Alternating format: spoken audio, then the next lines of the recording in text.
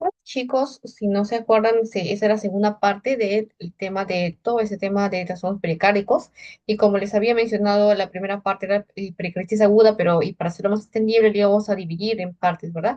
Entonces ahora seguimos con derrame pericárdico y taponamiento cardíaco. Así que vamos a empezar a definir qué es el derrame pericárdico. El derrame pericárdico dice que es la acumulación de líquido en la cavidad pericárdica. Te expliqué que la cavidad era el espacio entre pleura parietal y pleura visceral que casi siempre ocurre como resultado de un proceso inflamatorio o infeccioso.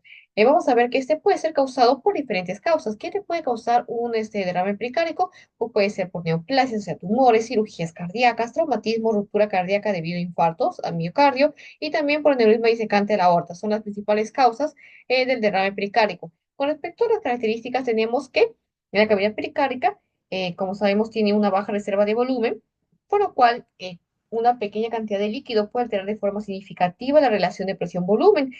Entonces, cuando se alcanza una cantidad crítica de líquido, el aumento de la presión en ese espacio pericárdico puede afectar el llenado de la cámara derecha, porque obviamente está ocupando mayor volumen, mayor ese espacio, y también afecta el aumento de relajación de corazón.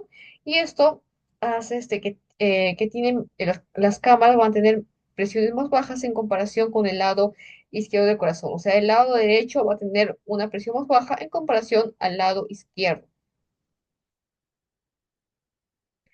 En consecuencia, tenemos el taponamiento cardíaco, ya que si el volumen de líquido aumenta de manera significativa demasiado, lo que va a hacer es que va a ejercer presión.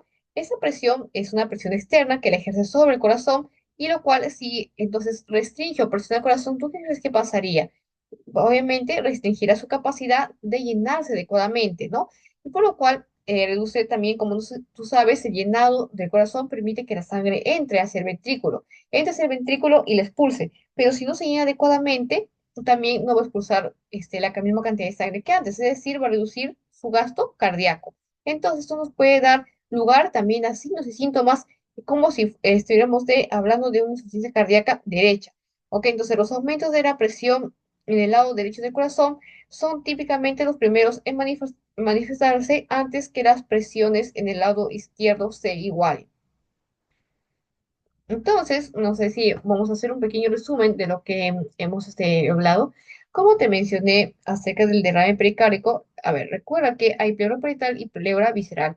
Entre ambos se encuentra un líquido. Cuando este líquido, obviamente,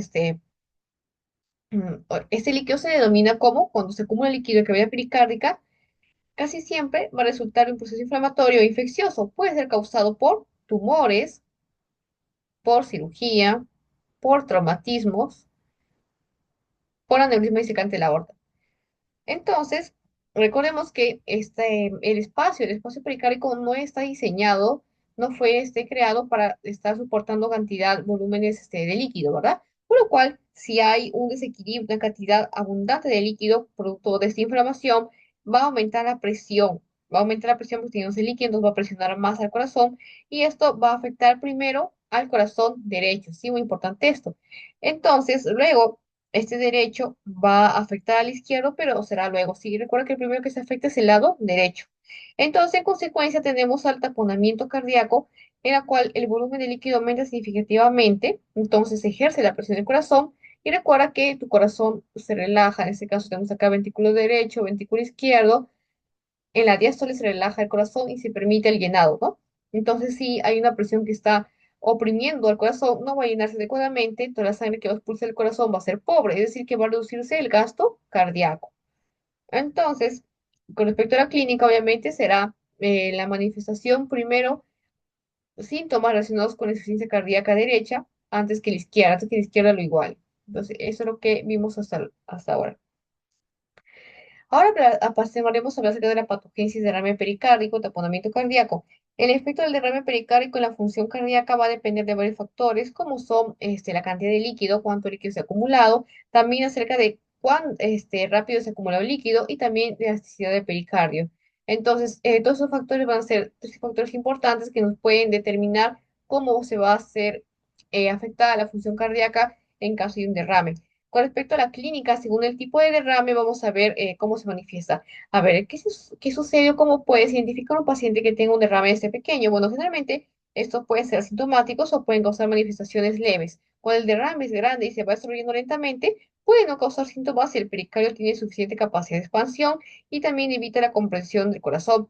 Si la acumulación ha sido muy rápida de líquido, incluso 200 mililitros, puede elevar la presión intracardíaca, lo cual limita el retorno venoso al corazón y eso da lugar a síntomas de compresión cardíaca.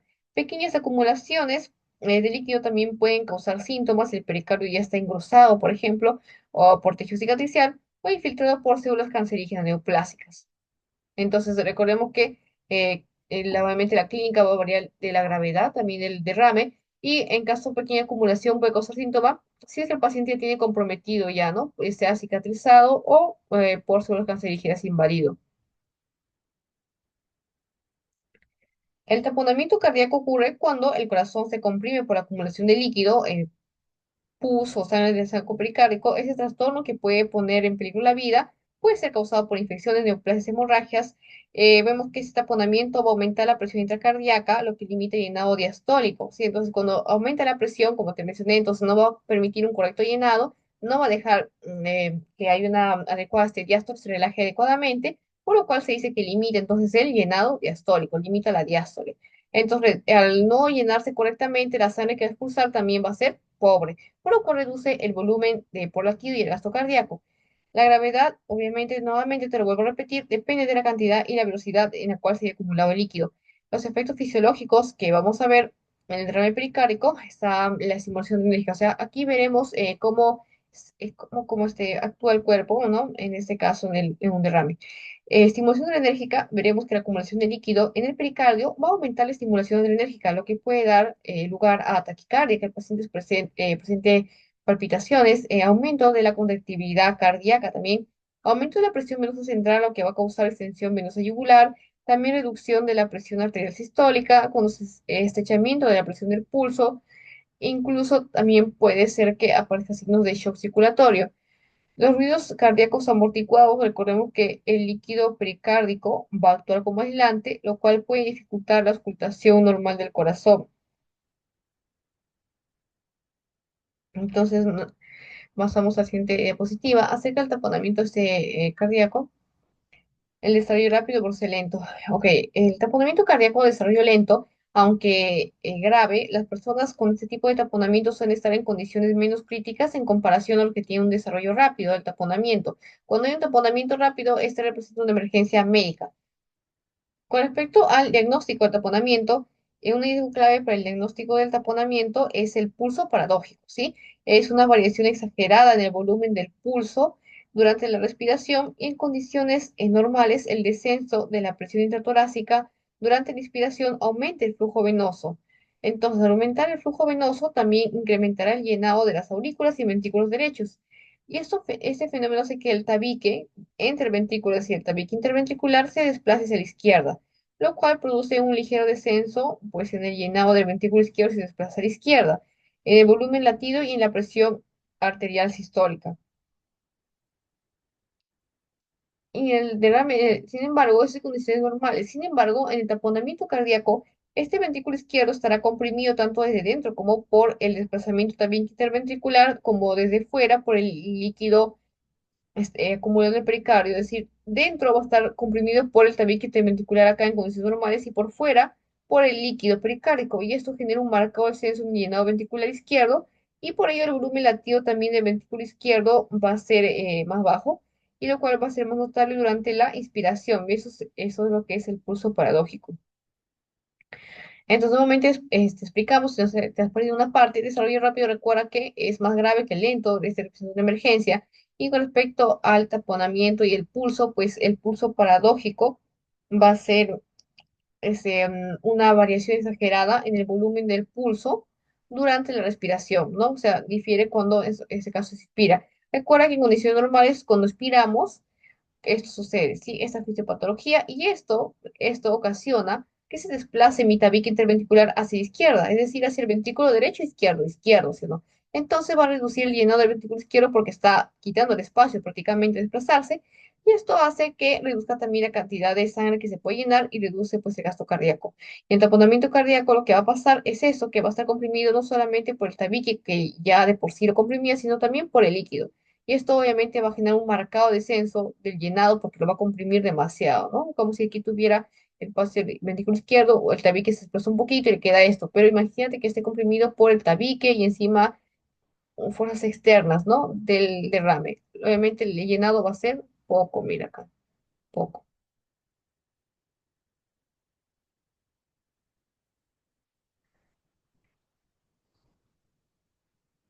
Vamos ahora a identificar, ¿cómo podemos identificar el pulso paradójico? Bueno, el pulso paradójico podemos hacer una palpación. Durante la inspiración, el pulso palpado de la arteria carótida femoral se debilita o desaparece. Y durante la inspiración se vuelve más fuerte. Entonces, si vemos esta peculiaridad en la palpación, pues nos puede dar inicio a un pulso paradójico, ¿no? Durante la inspiración se debilita el pulso, pero durante la expiración aumenta a través de la esfingomanometría, en la cual se mide la presión arterial como un manguito de presión, permite un análisis más preciso, ya que puede comparar a diferencia del ruido de Korokov, y también un descenso de más de 10 milímetros de mercurio en la presión sistólica durante la inspiración, también nos puede sufrir un taponamiento cardíaco, ¿no? En este caso, como te mencioné, todo tiene que ver con la parte de la inspiración.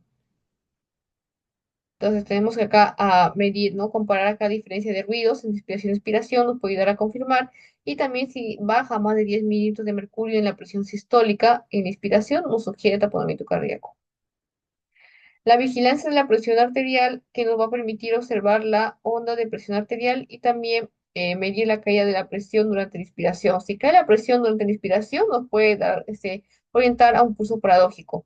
Con respecto a los métodos diagnósticos adicionales, está la ecocardiografía, el electrocardiograma, radiografía torácica.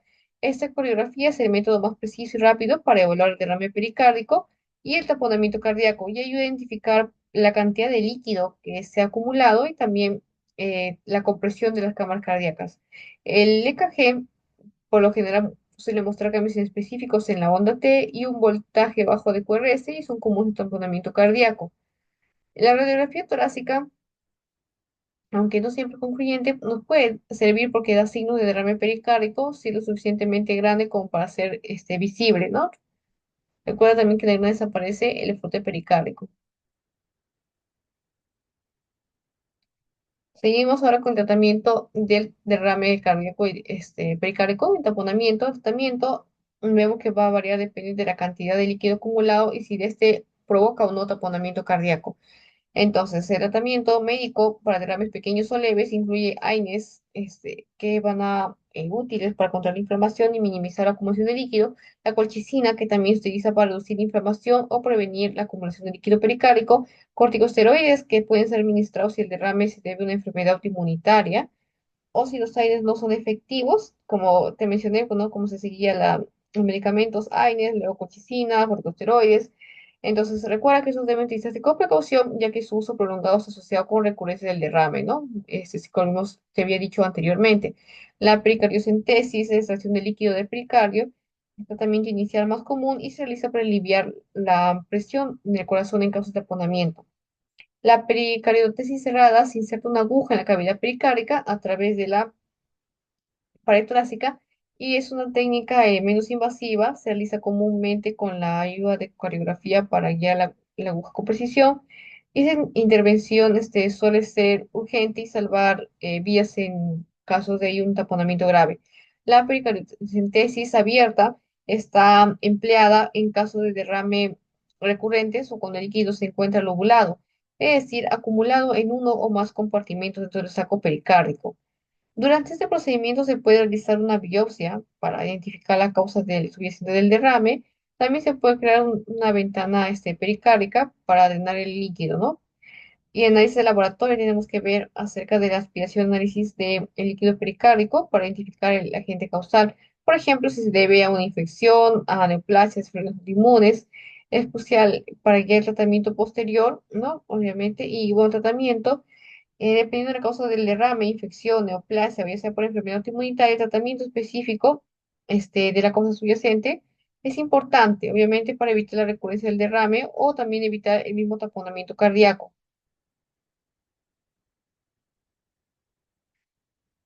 Y bueno, eso sería todo, chicos. Bueno, aún sigue más temas dentro del trastorno pericárdico.